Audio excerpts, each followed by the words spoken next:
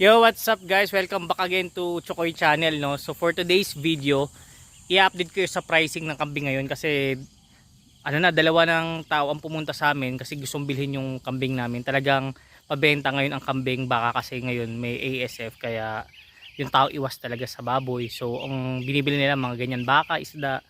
So yun, hindi ko pa rin siya binenta kasi milalaki pa yun eh. So puntahan na natin siya, no? So binibili yung dalawa kong barakitok.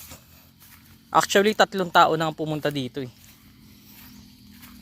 Ayaw ko pa ipagbenta talaga. Yung binibili sa akin yung dalawang barako na to, barakitok yan. Ito kasi close na close kami nito. Kaya hindi ko rin kaya ibenta. Binibili ng parang 2,000 lang isa. Hindi na lugi. Estimate ko dito kasi nasa 13 to 12 kilos na. Sobra na nga eh. Mabigat na. So yung isa yun. Ayan sila.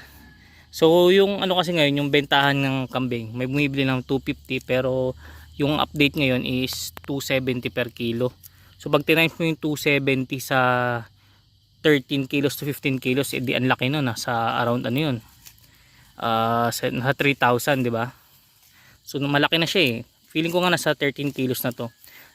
Tsaka yung isa, sabihin na natin nakaraan kasi may nagbenta rin ng ng kambing dito. Ganito din yung kambing niya, 2 piraso din. Naibenta ng ng 30 kilos. Yan, yung dalawang yan. 30 kilos, magkano yun? Sa 250 na benta. Edi 7,000 din, di ba? May lalaki pa to eh. Yung nakaraan na binenta namin ng piyesta 7 buwan pa lang, naka 20 kilos na, nabenta namin ng 5,000.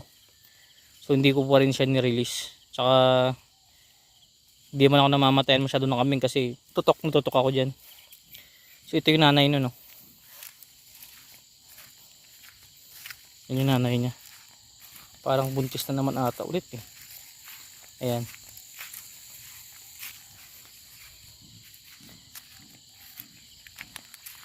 Yung ibang kambing ko nandoon sa harapan. Mas marami kasi damo doon. Yung isang inahin na may bagong alaga, tsaka yung isang buntis. Ayan.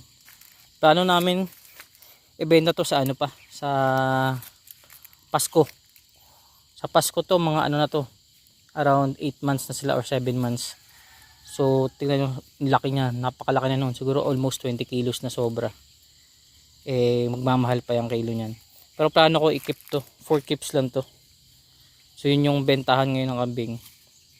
250 to 270 per kilo live weight.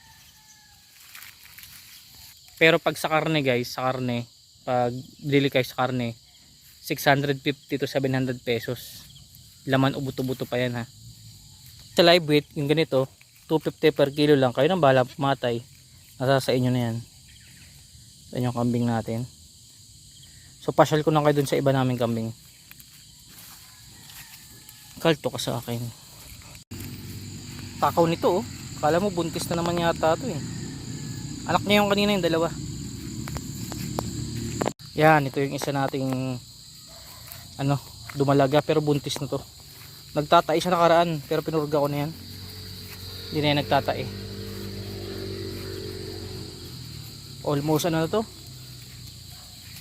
1 taon na. Tapos yung kaninang may anak na dalawa, na yun, mag 20 months na sa akin yun. Kapatid niya yung kinatay ng birthday ni Kaisa ng first birthday eh. Yan, ito yung pinakaluma kong kambing since 2021. Ito yung bago niyang anak. Mag 15 days old na to. Ganda ng lano. Mga mixed breed niyan.